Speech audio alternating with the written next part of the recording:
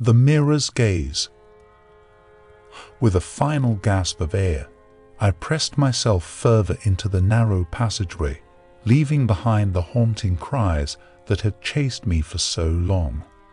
My passage was treacherous, the ground slick with mud, but I pressed on, driven by an insatiable need to escape the relentless pursuit. Days blurred into an endless expanse of silence, my senses straining to detect even the faintest sound. Finally, as I emerged from the darkness, I was met with a sight that defied all reason and sent shivers racing down my spine. My eyes, unaccustomed to light after days in the darkness, struggled to adjust.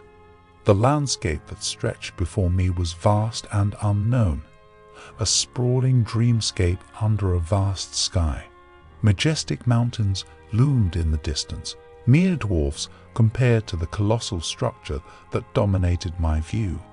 As I peered closer, I realized it was not a structure at all, but a colossal figure, its true size defying comprehension. It stood unmoving, as if waiting for something. Its face pointed to the sky. Its mass was made up of tendrils, eyes, and an unknown number of appendages. The entity pulsed with a grotesque rhythm, its very presence a sickening feeling. A network of tendrils radiated from its feet, shaping and reshaping the very land around it. Unearthly cries echoed through the air, a melody that felt hauntingly familiar, an echo of the creature that had pursued me relentlessly. My heart sank as I felt the tremors once more, realizing that there were not just one but many of these titanic creatures in this land, drawn to my presence like moths to a flame.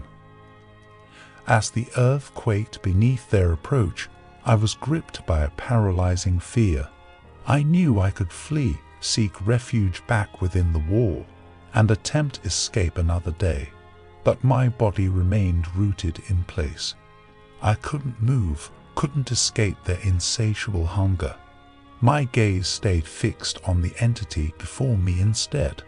The tremors slowed as the beings closed in, their heartbeats echoing through the very air.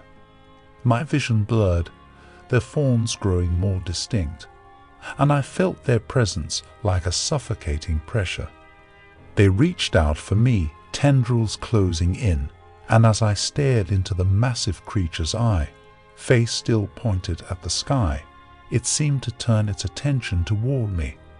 A slimy tendril wrapped around my leg, warmth spreading as I succumbed to the darkness. Everything went dark, and I fell. For an unknown distance, I fell until I drifted into an unsettling slumber. Awakening on the floor of my apartment, the mirror clutched tightly in my hand, I found myself in a familiar but disquieting reality. The room lay before me, unchanged, the soft light of dawn painting the world outside my window. Birds sang their morning songs. Panic coursed through me as I tried to move, to rise from the floor, but my body refused to respond. I struggled to regain control, my efforts yielding only the slightest movement of my fingers. Paralyzed, I was trapped in a nightmarish state, unable to shake the haunting memories of the entity. A sharp pang of pain shot through my arm, jolting me back to reality. The mirror slipped from my grasp, clattering to the ground to rest beside me.